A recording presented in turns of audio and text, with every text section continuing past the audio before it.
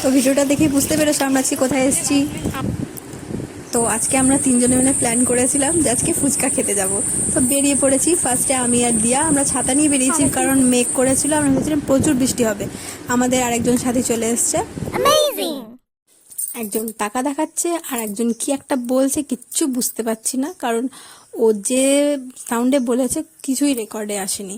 আর এইদিকে ওয়েদারটা দেখে নাও, জাস্ট ওয়াও, ওয়েদারটা খুবই ভালো। ছাতা নিয়ে বেরিয়েছি, কিন্তু একটা ছাতা আর আমরা আছি তিনজন, কীভাবে ম্যানেজ করব জানি না যদি বৃষ্টি পড়ে।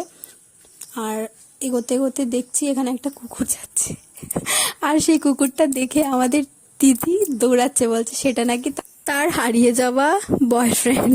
তিথি তার হারিয়ে যাওয়া বয়ফ্রেন্ড পেয়েছে, কিন্তু সেই বয়ফ্রেন্ডটাকে চিনতেই পারেনি, সে জঙ্গলের দিকে চলে যাচ্ছে। তিথির মন ভেঙে গেছে পুরো। আর আমরা ফাইনালি আমাদের ডেস্টিনেশনে পৌঁছে গেছি।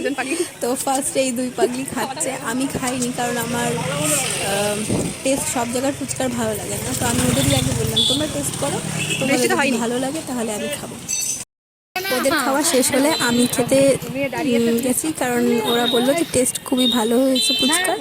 আমিও খেয়ে দেখলাম টেস্ট ভালো, বাট আমি ওদের যেহেতু রেকর্ড করেছি, তারাও আমার খাওয়ার ভিডিওটা রেকর্ড করেছে। তো কিছু করার নেই, রেকর্ড করে ফেলেছি, আমি পাগল লাগছে। এবার এত ঝাল খেয়েছি তাই একটু মিষ্টি খেতে আসলাম, তো মিষ্টি খাবো না, এখান থেকে আইসক্রিম খাবো। তো আমরা পছন্দ করে এই চকলেট আইসক্রিমটা নিয়েছি তিনজনে। এটা খেতে খেতে এবার আমরা বাড়ির দিকে চলে এসেছি। আর বাড়ি আসার পথে ভালো ভালো অনেকগুলো ছবি তুলেছি, সেখান থেকে মাত্র দুটো ছবি আপনাদের সাথে শেয়ার করি।